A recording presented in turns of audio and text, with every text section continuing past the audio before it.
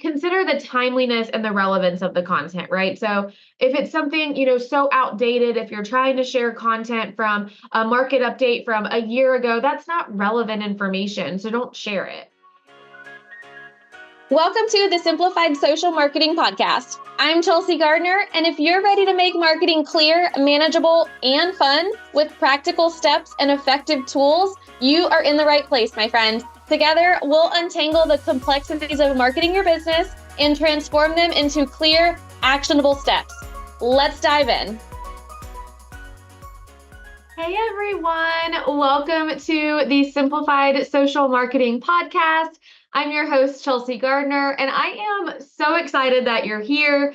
I am breaking down the difference and the strategic approach of content curation versus content creation. So you may or may not have heard of content curation versus content creation, but that's what we're going to talk about today. So let's kind of dive into really understanding what the differences are and how to effectively use both of them in your marketing strategy. So we are going to actually start with content curation. So content curation.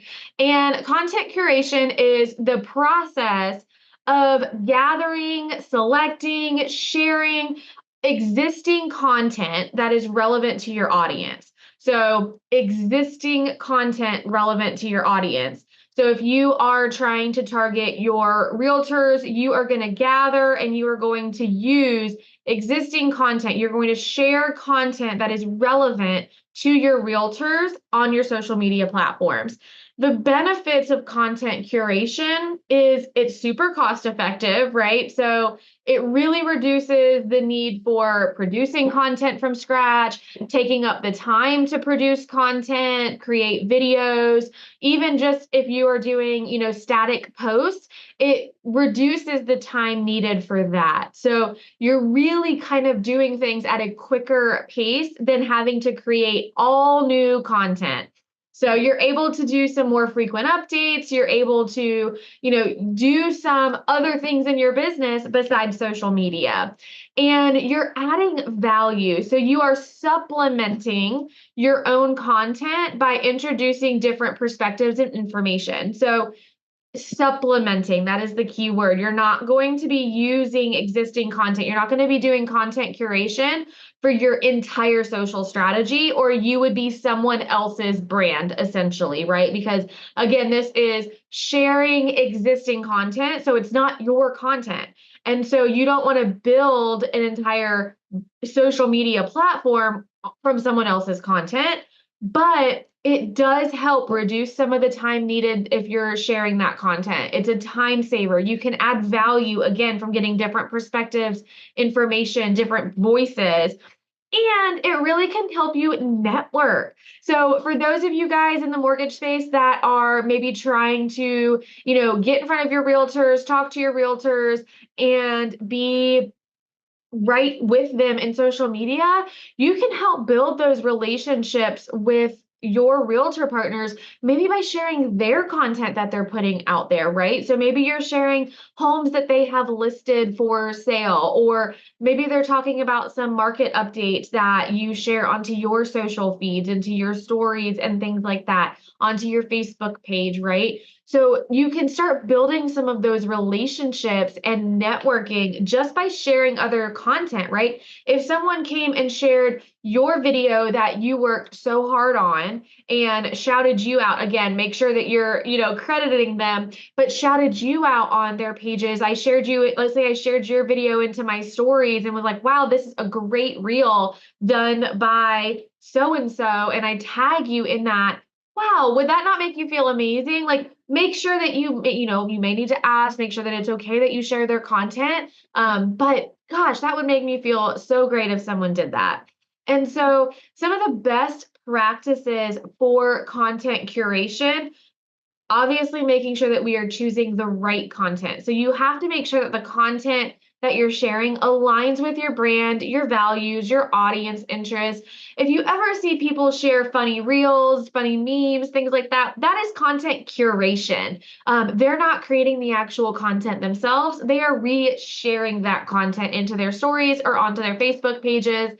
And it can make you really kind of share stuff that is relevant to you, even if it's not necessarily part of your business, but it's something that might be funny to you that your audience will find funny, something about you, right? So if you've been around for a little bit with me, you guys know that I love boba tea, so I share when it's National Boba Day, right? That brings you, but I share from like a boba page. So I'm sharing that post that it's National Boba Day from another page.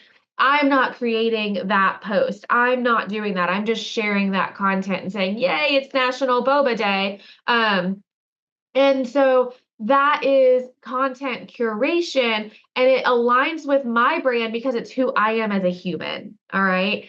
And you want to make sure that if you are sharing information, so if you're sharing, like, it's not just National Boba Day, but you're sharing like market stats or updates or things going on in the industry, the NAR stuff going on, right? Make sure that if you are sharing content, that you are sharing it from trusted sources, or that again, you actually listen to it and watch from whoever it is coming from, and that you agree with what is being stated, because you want to make sure that what you're sharing is credible and reliable, because it's essentially also something that you're saying, okay, this is good enough to be on my social feeds. This is good enough for me to share. And so your followers, your audience, you want to make sure that that's something that's trusted. And then consider the timeliness and the relevance of the content, right? So if it's something, so outdated, if you're trying to share content from a market update from a year ago, that's not relevant information. So don't share it. And again, kind of going back, I've already touched on this a little bit, but making sure that you are giving proper credit. Proper credit is making sure that you are paying attribute to the original source very clearly. You're not tagging them and then trying to hide their name anywhere, but you're tagging them in that post that you share. That is giving them proper credit, right? That's shouting them out. And then you can add your own insights, right? So if you're sharing a realtor's open house onto your Facebook page, like, you can share it and then add in your take on it, right? You can add in the insights and, oh, this house is beautiful, or I love this neighborhood. You can add in those things, or even post questions, right? So what are your thoughts on this? Engage your audience in that, because it's not your content that you're using. So you can still engage your content from other people's content just by asking a question, right? So if I shared a post about National Boba Day, which today is not National Boba Day, and I'm sure whenever you're listening to this podcast, it is not National Boba Day, but if it was National Boba Day, I could put a, caption on my story in Instagram that says, are you a boba lover? Are you excited for it? Are you getting your boba tea today, right? That is engaging my audience through my own question, through someone else's content. All right. So that is content curation.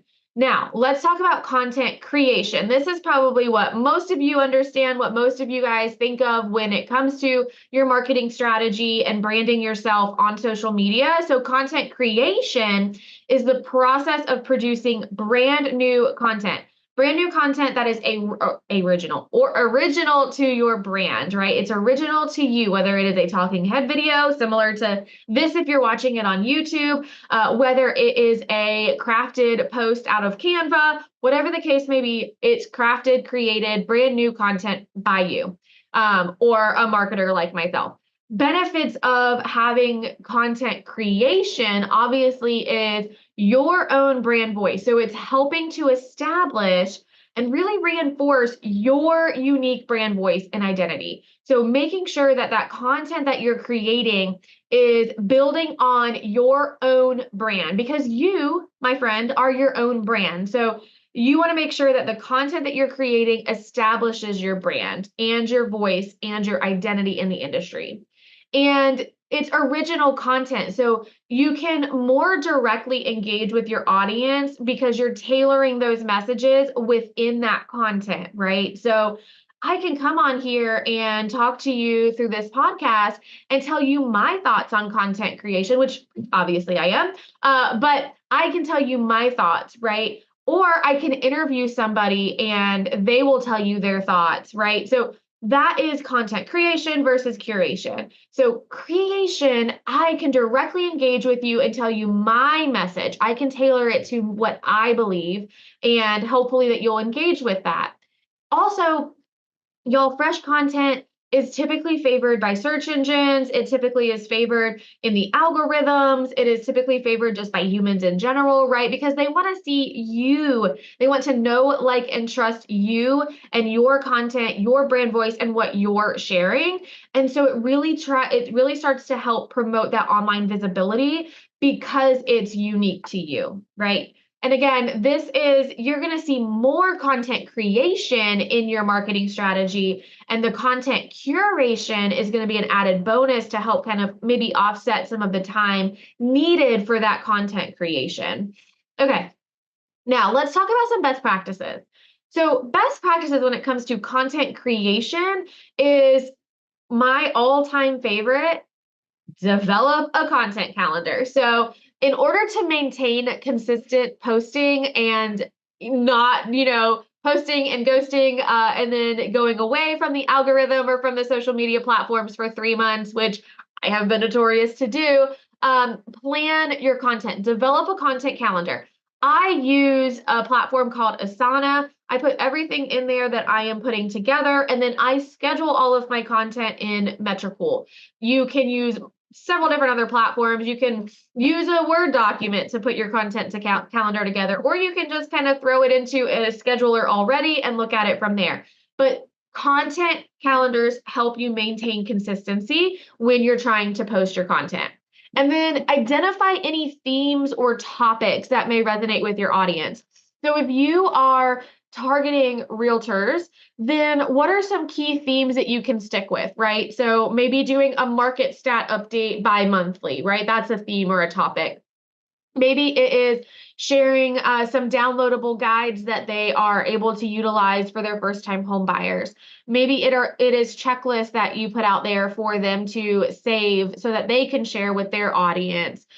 Maybe it is you should absolutely be posting your reviews and things like that that you get from your clients. So identify some key themes and topics that your audience would resonate with. You are on social media, not for yourself, but for your audience. So when you are putting out content, don't think about content that necessarily you consume unless you are your ideal client, like your ideal target audience. But I'm assuming if you're a mortgage professional, you're probably not trying to attract other mortgage professionals. You're trying to attract your home buyers. You're trying to attract your realtors, your referral partners, right? So you want to kind of think about what is it that is going to resonate with them, right? Not necessarily you, but them. And sometimes you really need to think about, okay, I know this stuff because I'm an expert in that field, but do they? Do they understand it? And have you gotten questions, FAQs, things like that from your realtors that maybe those are some themes and topics that you can add into your social media posts that they identify with, because they're obviously asking you those questions. And back to the, making sure that we are putting out very credible and reliable information. So obviously you want to invest a little time in researching, fact checking, and maintaining those quality standards that you want to be known for when you're putting out information. So making sure that it is accurate. If you're putting out market stats, making sure that it is timely and it is fact checked and it's accurate, right? Making sure that we are using engaging visuals, that we have strong call to actions on our content based on what we want them to do. Do we want them to save this checklist? Do we want them to share it with a first-time home buyer? Do we want them to call us? Do we want them to message us? Do we simply just want them to follow us for more information? What is it that we want them to do? We need to have those call to actions on our content. And then promote our content, right? So obviously we want to make sure that we are leveraging as many channels as we can that we use to distribute our content. So social media, email, blogs, YouTube channels, whatever platforms or channels that we are currently using in our social strategy, we want to promote our content through those platforms. You will always hear me talk about stick to one though, right? Like I don't want you going out and being like, oh, Chelsea said I need to leverage multiple channels, so now I need to go be everywhere. No, what you are currently doing right now. And if it's only one, fantastic, you listen to me. All right. And then encourage that sharing, encourage that interaction. Again, that's part of those call to action. So make sure that you are balancing curation and creation in your social media strategy. You are going to have heavier creation because that, again, that's you, that is your brand, that is your voice, that is your content. But you can offset some of that, time saving or time sucking, if you want to call it, creating that content by also using some already curated content on your platforms. And so, just try and make sure that you have a good balance. Don't go too heavy on the curation side again, because it's not you specifically, but use it to help offset some of the creation time that it may take you to do your reels, your videos, your editing, your, posts and all of that if you don't have someone like myself helping you do that. All right. So I hope this was helpful. I always love to end my episodes with a call to action. So my call to action for today is going to be go find something that you love. I don't care what it is. If it's boba, go find you a boba account and share a post to your story, your Instagram story, and tag them. If you want to go find something on my account, please feel free. I am at the Chelsea Gardner. You can find me on any social media platform. Feel free to share my content. I will absolutely adore it. But until next time, guys, go out, have fun, make social media simple, and I will see you next time. Thanks for tuning into today's episode of the Simplified Social Marketing Podcast. Make sure to follow me on any of your favorite social platforms at the Chelsea Gardner. And don't forget to hit subscribe for your weekly dose of marketing magic. Until next time, my friend, remember to keep your marketing simple and effective.